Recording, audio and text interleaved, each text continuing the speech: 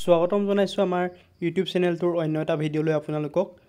আৰু অসমৰ সৰ্ববৃহৎ নিযুক্তি হ'বলৈ গৈ আছে, মাজত মাত্ৰ কেইটামান দিন বাকী। আপোনালোকে সকলোৱে যিহেতু গম পায়, অসমৰ মুখ্যমন্ত্ৰী ডক্টৰ হিমন্ত বিশ্ব শৰ্মা ডাঙৰীয়াই ঘোষণা কৰিছিল যে আপোনালোকৰ যিবিলাক নিযুক্তি পত্ৰ, যি আপোনালোকৰ ADRE গ্ৰেড 3 গ্ৰেড 4 হওক, GT/PGTৰে হওক, টিচাৰৰ LP UP আপোনালোকৰ যিখন ফাইনেল মেৰিট লিষ্ট সেইখন প্ৰকাশ পাব অহা নৱেম্বৰৰ 6 তাৰিখে। তাৰ পাছতে তেওঁলোকৰ এপইণ্টমেণ্টৰ কথা আহিব। তাৰ পাছতে আছাম পুলিচৰ কনষ্টেবল, APRO, SI, তাৰ পৰা মেডিকেলৰো বিভিন্ন বিভাগত আচলতে নিযুক্তি পত্ৰ বিতৰণ কৰিব নৱেম্বৰৰ শেষৰ ফালে, আৰু ডিচেম্বৰৰ প্ৰথমতে আপোনালোকক নিযুক্তি পত্ৰ প্ৰদান কৰিব বুলি মুখ্যমন্ত্ৰী ডাঙৰীয়াই যিহেতু বক্তব্য প্ৰদান কৰিছিল। আৰু নিযুক্তিৰ বৰ্তমানলৈকে কোনো ধৰণৰ তাৰিখ আচলতে দিয়া হোৱা নাই। নৱেম্বৰতে এইটো তাৰিখে ঘোষণা কৰিব বুলি, 2 এদিনৰ ভিতৰতে হয়তো তাৰিখটো আপোনালোকৰ আহি যাব। কিন্তু যোৱাকালি অসমৰ মুখ্যমন্ত্ৰী হিমন্ত বিশ্ব শৰ্মা ডাঙৰীয়াই এটা মন্তব্য কৰিছে। সেই মন্তব্যটো আপোনালোকক পোনপ্ৰথমতে দেখাই লৈছোঁ। কোনোবা যদি আমাৰ চেনেলটোত নতুনকৈ আহিছে তেনেহ'লে চেনেলটো ছাবস্ক্ৰাইব কৰিবলৈ একেবাৰে নাপাহৰিব। এনেধৰণৰ আপডেট আপোনালোকে পোনপ্ৰথমতেই আমাৰ চেনেলত পাব।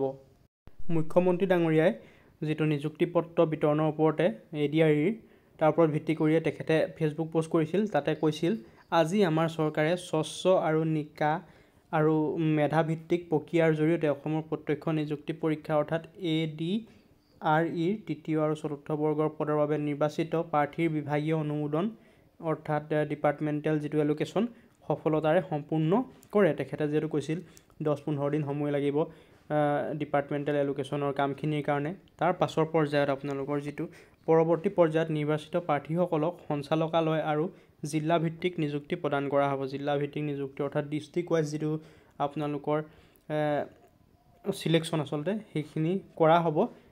এই প্ৰক্ৰিয়া সম্পূৰ্ণ হোৱাৰ পাছতে আমি নিযুক্তি পত্ৰ বিতৰণৰ কামৰ দিশে আগবাঢ়িম। আৰু চাগে 4-5 দিন সময় লাগিব তেওঁলোকক জিলাভিত্তিক নিযুক্তিৰ বাবে। কোনখন জিলাত আপুনি চাকৰি পাব, গ্ৰেড 3ৰে হওক বা গ্ৰেড 4ৰে হওক, যিহেতু এই কাম কাজখিনিৰ বাবে অলপ সময়ৰ দৰকাৰ হয়, তেওঁলোকে সেই সময়খিনি লৈছে। আৰু এই সকলোখিনি হোৱাৰ পাছতেই আপোনালোকৰ যিটো তাৰিখ নিযুক্তি পত্ৰ বিতৰণৰ, সেই তাৰিখটো ঘোষণা কৰি দিব 2 এদিনৰ ভিতৰতে। আৰু হিমন্ত বিশ্ব শৰ্মা ডাঙৰীয়াই তেখেতে যিহেতু কৈছে নৱেম্বৰৰ শেষৰ ফালে বা ডিচেম্বৰৰ প্ৰথমতেই নিযুক্তি দিয়াৰ কথা, তেওঁ যিটো কথা দিছে কথা ৰাখিব। কিন্তু বৰ্তমান আপোনালোকৰ কি হ'ব, যিটো নিযুক্তি আচলতে সেই নিযুক্তিটো কিন্তু পৃথকেহে আপোনালোকে পাব, নিযুক্তি পত্ৰ পাব। তেখেতে ক্লিয়াৰকৈ কৈ দিছিলে যে একেলগতে গোটেইখিনিকে এইবাৰ এপইণ্টমেণ্ট লেটাৰ ডিষ্ট্ৰিবিউশ্যন নকৰে, পৃথককৈ কৰিব। সেইবাবে তেখেতে নৱেম্বৰৰ শেষ বা ডিচেম্বৰৰ প্ৰথম সপ্তাহলৈকে এইখিনি চলিব বুলি তেখেতে কৈছিল।